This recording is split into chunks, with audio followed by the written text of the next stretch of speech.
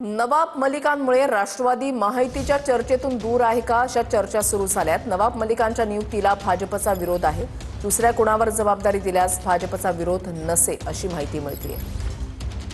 अनेकदा सांगितलं की नागपूरचा पॅरेखान जो आहे त्याची बिर्याणी यांना आवडतं, पण मुंबईतला नवाब मलिक आवडत नाही। त्यामुळे हे भाजपचे दाखवायचे दात आणि खायचे दात हे आगळे वेगळे आहे।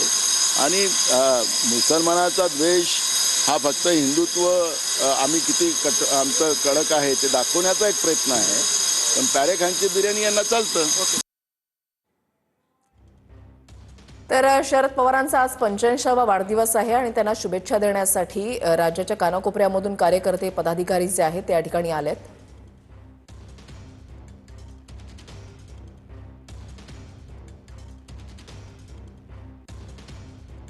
हे दृश्य आपण या ठिकाणी पाहताय। शरद पवार यांना राजकारणामधला जाणता राजा म्हटलं जातं। अनेक चढउतार त्यांनी पाहिलेले आहेत, अनेक महत्त्वाची पदं त्यांनी भूषवलेली आहेत आणि आज त्यांचा 85वा वाढदिवस साजरा होत असताना राज्याच्या कानाकोपऱ्यामधून आलेले कार्यकर्ते त्यांच्यावर शुभेच्छांचा वर्षाव करतात।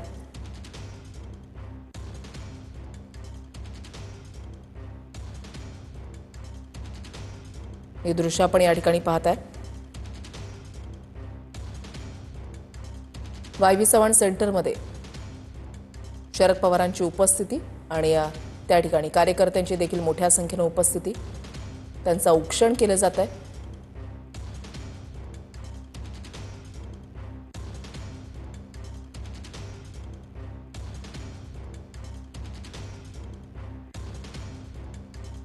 शरद पवार यांनी आपल्या राजकीय आयुष्यामध्ये अनेक गेम चेंजर असे निर्णय घेतलेले आहेत।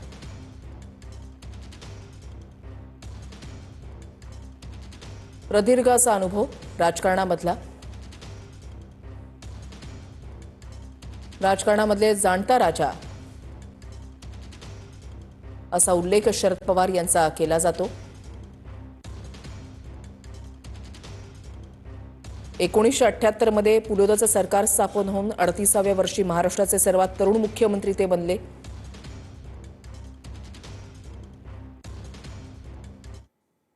पुढच्या बातमीकडे वळूयात। पोलीस आज पुन्हा शीतल तेजवानीची चौकशी करण्याची शक्यता आहे। शीतल तेजवानी चौकशीमध्ये सहकार्य करत नाही अशी पोलिसांची माहिती आहे। शीतल तेजवानी सध्या मुंढवा जमीन गैरव्यवहार प्रकरणी अटकेत आहे। शीतल तेजवानीकडून 300 कोटींच्या व्यवहाराबाबत पोलिसांची दिशाभूल केली जाते अशी माहिती मिळते। रत्नागिरी आणि सिंधुदुर्गातील कात उद्योजकांवर ईडीनं धाड टाकली आहे। उद्योजक सचिन पाकळेंच्या निवासस्थानी ईडीनं छापेमारी केलेली आहे। 24 तासानंतर सुद्धा ईडीकडून चौकशी सुरू आहे। काल सकाळपासून ईडीच्या 2 टीम पाकळेंच्या कार्यालयामध्ये आहेत।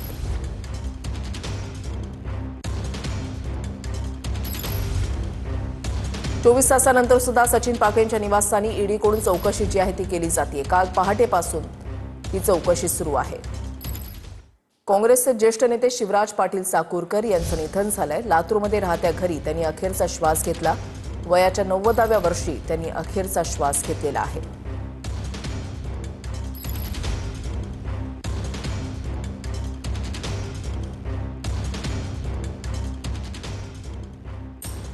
पंतप्रधान नरेंद्र मोदी यांनी ट्विट केलेलं आहे। त्यांनी असं म्हटलंय की शिवराज पाटीलजी यांच्या निधनामुळे खूप दुःख झालंय। ते एक अनुभवी नेते होते, ज्यांनी आमदार, खासदार, केंद्रीय मंत्री, विधानसभा तसंच लोकसभा अध्यक्ष म्हणून दीर्घकाळ जनसेवा केली।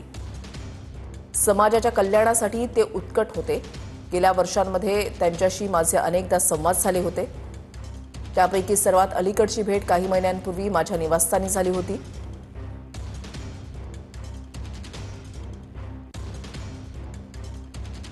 मुख्यमंत्री देवेंद्र फडणवीस यांनी ट्विट करत आपल्या भावना व्यक्त केल्या। त्यांनी असं म्हटलंय की ज्येष्ठ नेते शिवराज पाटील चाकूरकर यांच्या निधनाचं वृत्त दुःखद आहे। लोकसभेचे अध्यक्ष, केंद्रात गृहमंत्री, संरक्षण खात्याचे मंत्री, राज्यपाल अशा विविध भूमिकांमधून काम करताना व्यक्तिमत्वाची छाप त्यांनी पाडली। लोकसभा अध्यक्ष म्हणून त्यांनी संसदेशी निगडीत अनेक अभिनव उपक्रमांना चालना दिली। महाराष्ट्राच्या राजकीय सुसंस्कृतीचा लौकिक जपणारी व्यक्तिमत्व म्हणून ते कायम स्मरणात राहतील। मी त्यांना भावपूर्ण श्रद्धांजली अर्पण करतो। त्यांच्या कुटुंबियांच्या दुःखामध्ये आम्ही सहभागी